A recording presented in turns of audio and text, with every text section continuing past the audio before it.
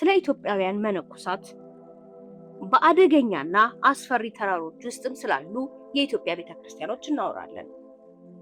በሰሜን ኢትዮጵያ በትግራይ ተራሮች አናት ከባህል ጠለል በላይ 2500 ሜትር ከፍታ ላይ የአየር ጠባዩ እጅግ አደገኛና ቀጭን ነው።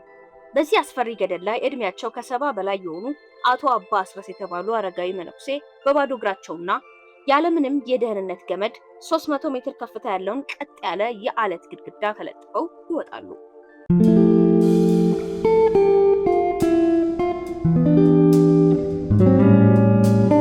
እያንዳንዱ እርምጃ በህይወትና በሞት መካከል ያለ የሰከንድ ስልጣን ቢሆንም የእሳቸው እይታ ግን ቀጥ ብሎ የሙሴን ጽላት በተቀረጸበት የአለቱ ጫፍ ላይ ያረፈ በመሆኑ ፍርሃት አይታይባቸውም። ይህ ስፍራ የዓለም እጅግ አስደናቂና አስፈሪው አቡነ የማታጉ ገዳም ሲሆን ታሪኩም ስለ የሰው ልጅ ጽናት ኃይልና በድንጋይ ላይ ስለተቀረጸ የማይናወጥ እምነት የሚተርክ ነው። የዚሁ ተአምር መጀመሪያው 5ኛው ክፍለ ዘመን ላይ ይጀምራል።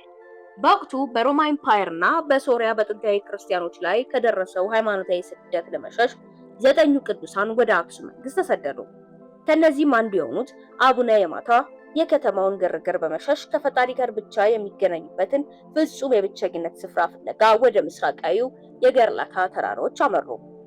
ወራሪ ጠላት ሊደርስባቸው የማይችልበትን 300 ሜትር ከፍታ ያለውን የአለት ጫፍ መርጠው በዚያ ላይ ዋሻ በመቆፈር ህይወታቸውን በሙሉ በጸሎት ለመጨረስ ስልታዊ እቅድ አወጡ። አቡነ የማታና ጥቂት ታማኝ ደቀ መዛሙርቶቻቸውም ምንም አይነት የብረት መሰላል ወይንም የደህንነት ገመድ አልነበራቸውም። የነበራቸው ብቸኛ መሳሪያ አነስተኛ የብረት መጥረቢያና እምነታቸውን ብቻ ነበረ።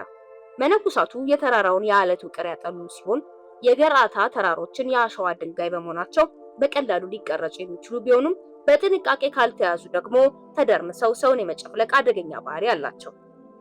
በየቀኑ በባዶ እግራቸው የገደሉን ግድግዳ እየቧጠጡ እጅ የሚያርፍባቸውን ጥቃቅን ጉድጓዶች በብረት እየወገሩ የመውጫ መስመሮችን ሰሩ። ይህ ዓመታትን የፈጀ ታላቅ ምህንድስና በአካባቢ ያሉትን ጎሳዎች እምነት በማግኘት የውስጥ ጥንካሬያቸውን ወደ ተግባራዊ እውነት የቀየረ ነበረ። ወደ ተራራው ጫፍ ከደረሱ በኋላ ስፋቱ ከ1 ሜትር በማይበልጥ ጠባብ እርከን ላይ ቆመው ፍጹም የሆነ ሚዛንን የመጠበቅ ሳይኮሎጂን በመጠቀም ወደ ውስጥ የሚገባ ዋሻ መቆፈር ጀመሩ። ዋሻውን በጥንቃቄ ቆፍረው ከጨረሱ በኋላ ምሰሶዎችን፣ ቅስቶችንና መቅደሱን ከገዛ አለት ውስጥ በህንፃ ጥበብ ቀረጹት። ይበልጥ አስደናቂው ነገር የዋሻውን ግድግዳዎች፣ ጣራዎች በቅዱሳን ስዕላት አሳምረው ማስጌጣቸው ነው። ዘመናት ተቀይረው መንግስታት ወድቀው የኢትዮጵያ ታሪክ በብዙ የጦርነትና የረሃብ ማዕበሎች ውስጥ ቢያልፍም በአቡነ የማታጉ ላይ ያለው ህይወት ግን አልተለወጠም። አባ አስረስ ወጣት እያሉ በከተማ ውስጥ የነበራቸውን ትልቅ የንግድና የቤተሰብ ህይወት የመመስረት እድል ትተው የገዳሙን ሚስጥር ጠባቂ ለመሆን ወደ ጋርታ ተራሮች መጡ። ለእርሳቸው ያ ገደል ከፈጣሪ ጋር የሚገናኙበት የክብር መሰላል ነው።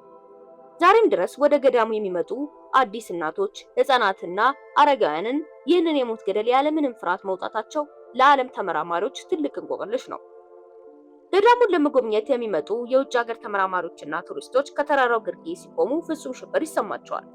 አንድ ቀን አንድ አሜሪካዊ የፎቶ ጋዜጠኛ ሊወጣ ሲል በመፍራቱ አባ አስረስ አትፍራ፣ ወደታች አትመልከት፣ እምነትን ወደ ላይ አድርግ በማለት አበረታቱት። ጋዜጠኛው የመጀመሪያዎቹን 200 ሜትሮች በቀላሉ ቢወጣም የመጨረሻው 50 ሜትር ግን ምንም አይነት የዛፍ ቅርንጫፍ የሌለው ቀጥ ያለ ግንብ ሆነ። ጋዜጠኛው ግማሽ መንገድ ላይ ሳለ በንፋስ ተመቶ ወደታች በመመልከቱ በሞት ፍርሃት ተያዘ። ጣቶቹ መተረር ጀመሩ። የሰውነቱ ላብ የአለቱን ድንጋይ አዳለጠው። በአየር ላይ ተንጠልጥሎ ሳለ አባ አስረስ በአንድ እጃቸው የገደሉን ጫፍ ይዘው ሌላኛውን እጃቸውን ወደ ታች ዘርግተው እጅ ስጠኝ አሉት። ጋዜጠኛው በአንድ በኩል ባለው የባዶነት ጥልቁ ገደል ላይ በሌላ በኩል ደግሞ ባለው በመነኩሴው እጅ መሃል የሰከንድ ምርጫ ማድረግ ነበረበት። የገዛ እጁን ካለው ስንጥቅ ላይ አውጥቶ ወደ መነኩሴው እጅ በመጠጋት ሲሞክር የሰውነቱ ሚዛን ሙሉ በሙሉ በአየር ላይ ተንጠለጠለ። በዚያው ቅጽበት አንድ አስፈሪ የድንጋይ መደርመስ ድምፅ ተሰምቶ ትልቅ የአለት ቁራጭ ወደታች እየተንከባለለ ሲወርድ የመነኩሴው እጆችና የጋዜጠኛው ዕጣ ፈንታ በአቧራና በጭጋግ ተሸፈኑ። የአለቱ ቁርጥራጭ በገደሉ ላይ እየተጋጨ ሲወርድ የፈጠረው የአቧራ ጢስ ለጥቂት ሰከንዶች ሁለቱንም ሰወራቸው። ከተራራው ግርጌ የነበሩት ምዕመናን ልባቸው ቢደነግጥም ጭጋጉ ሲገፈፍ የታየው ትዕይንት ግን ድንቅ ነበር።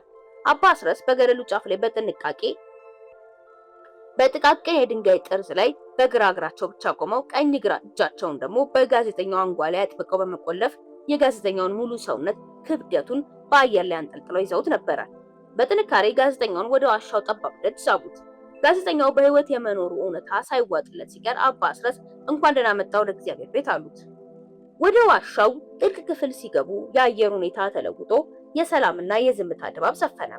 የዋሻው አየር የዕጣን የጧፍና የጥንታዊ ብራናዎች መዓዛ የተደባለቀበት ልዩ ሽታ አለው። ግድግዳው ላይ የተሳሉት የዘጠኙን ቅዱሳን ስዕላት በጧፍ ብርሃን ስር በግርማ ሞገስ ያበራሉ። አባ አስረስ ከአንድ ትልቅ የእንጨት ሳጥን ውስጥ በአንበሳ ቆዳ የተሸፈነ ከ1500 ዓመታት በላይ ዕድሜ ያለውና በአቡነ የማታ እጅ እንደተጻፈ የሚነገርለት ጥንታዊ የብራና መጽሐፍ አወጡ። መጽሐፉ ከፍየልና ከበግ ቆዳ የተሰራ ሲሆን ቀለሙ ዛሬም ድረስ እንደ አዲስ ትኩስ ሆኖ ያበራል። ይህንን ቅርስ ያለምንም ዘመናዊ የጥበቃ ዘዴ በዚህ ቀዝቃዛ ዋሻ ውስጥ ጠብቀው ማቆየታቸው ትልቅ ታሪካዊ ተአምር ነበረ። በዚህ ገዳም ውስጥ የሚኖሩ መነኮሳት የስነ ልቦና መዋቅር ከዘመናዊ ማህበረሰብ ፍጹም የተለየ ነው። እዚህ ሰዓት ትርጉም የለውም። ቀኑ በፀሐይ መውጣትና መግባት፣ ህይወት ደግሞ በጸሎትና በዝማሬ ብቻ የተወሰነች ናት። የሚመገቡት በጣም ጥቂት የቆሎ እሸት ወይም ደግሞ ደረቅ ዳቦ ሲሆን ሰውነታቸውን ከስብ የጸዳና ለዓለቱ ላይ ጉዞ ፍጹም ተስማሚ ሆኖ የተገነባ ነው።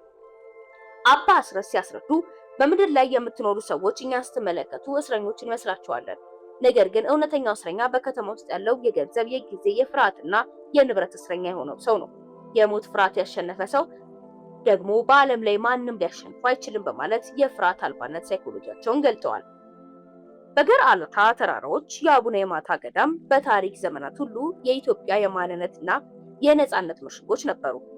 በ16ኛው ክፍለ ዘመን የአህመድ ግራኝ ወረራ ወቅት በመቶዎች የሚቆጠሩ አብያተ ክርስቲያናት በእሳት ሲወድሙ መነኩሳቱ ውድ ቅርሶቻቸውን ይዘው ወደዚህ ተራራ ጫፍ ተሰደዱ። ለመውጣት የሞከሩት ጥቂት ወታደሮችን ሚዛናቸውን እየሳቱ ወደ ገደሉ በመወርወራቸው ምክንያት ወራሪው ጦር ተራራውን በመፍራት ትቶ ስለሚሄድ ተገደደ። በተመሳሳይ ሁኔታ በፋሺስት ጣሊያን ወረራ ወቅትም የአርበኞች መገናኛና የጥንታዊ ሰነዶች መሸሸጊያ በመሆን የታሪክ ማዕበል ሁሉ ሰብሮት የማይሻገረው የኢትዮጵያ ጽናት ያው ምልክት ሆኖ ቆይቷል። የገዳሙ እጅግ አስገራሚ ስነስርዓት የሚከናወነው በሰንበት ቀናት ነው። የአካባቢው እናቶች ገና የተወለዱ የ40 ቀን ወይንም የ80 ቀን ህፃናትን በጀርባቸው አዝለው ህፃናቱ በገዳሙ ቅዱስ አፈር እንዲባረኩ ያንን አስፈሪ የ300 ሜትር ገደል በባዶ እግራቸው ይወጡታል። አንዲት ወጣት እናት የ2 ወር ልጇን አቅፋ በፈገግታ ወደ ላይ ስትወጣ የውጭ ሀገር ዶክተሮች እንዴት የልጅሽን ህይወት ለአደጋ ታጋልጫለሽ ብለው ሲጠይቋት የሰጠችው ምላሽ የዘመናዊውን የዓለም ስሌት የሚያፈርስ ነው። ይህ ልጅ የኔ አይደለም የእግዚአብሔር ነው። ወደዚህ ተራራ ይዤ የምወጣው እግዚአብሔርና ቅዱሳኑ እንዲጠብቁት ለአደራ ለመስጠት ነው። ቀኑ ቀስ በቀስ ያበቃ። የገርአልታ ተራሮች በወርቃማ ብርሃን ሲከበቡ አባ አስረስ የመጨረሻውን የሰርክ ጸሎትና በጥንታዊ የግዕዝ ቋንቋ አደረሱ። ጸሎቱ ሲያበቃ ወደ ገደሉ አፋፍ ወጥተው ለመላው ዓለም ሰላምና ፍቅርን ለመኑ። ሲናገሩም ዓለም በብዙ ግርግርና ጦርነት ውስጥ እንዳለች እናውቃለን። ነገር ግን ይህ ተራራ የቆመው የሰው ልጅ ምንም ያለ አስቸጋሪ ህይወት ቢገጥመው ወደ ላይ ካየና ከጠነከረ ሁሉንም ማሸነፍ እንደሚችል ለማሳየት ነው። እምነት ካለ የማይቻሉ ተራሮችን ሁሉ የመንገድ መረከጫ ይሆናሉ አሉ። ዛሬም ቢሆን ንጋት በሰሜን ኢትዮጵያ ተራሮች ላይ ሲፈነጥቅ መጀመሪያ የፀሐይ ብርሃን የሚያገኘው የአቡነ የማታ ተራራ ጫፍ ነው። አባ አስረስና ሌሎች መነኮሳት አሁንም በዚያ በሰማይና በምድር መካከል ባለው ጠባብ ዋሻ ውስጥ በባዶ እግራቸው የገደሉን ግንብ እየቧጠጡ ይኖራሉ። የዚህ ገዳም ታሪክ የሰው ልጅ ጽናት፣ የማይበገረው ማንነትና የውስጥ እምነት እስከ መጨረሻው የዓለም ጫፍ ድረስ ተጉዞ ያሸነፈበትን በምድር ላይ እየኖሩ ሰማይን የጨበጡ የሰማይ ደጅ ተራኳሾችን ታላቅ የህይወት ታምር ነው። እርሶስ ስለዚህ ምን አይነት ሀሳብ አለዎት? ሀሳብና አስተያየቶን በኮሜንት መስጫው ላይ ያስፈሩልን። የኢትዮጵያ ዴይሊ ኢንተርቴይንመንትን ሰብስክራይብ በማድረግ የደወል ምልክቷንም ደግሞ በመጫን ቤተሰብ ይሁኑ። ይህ ቪዲዮ ለሌሎች እንዲደርስ ላይክ እና ሼር በማድረግ ደግሞ የበኩሎን ይወጡ። ሌላ ጊዜ በሌላ አስደናቂና አስገራሚ ታሪክ ድረስ እስክንገናኝ ሰላም።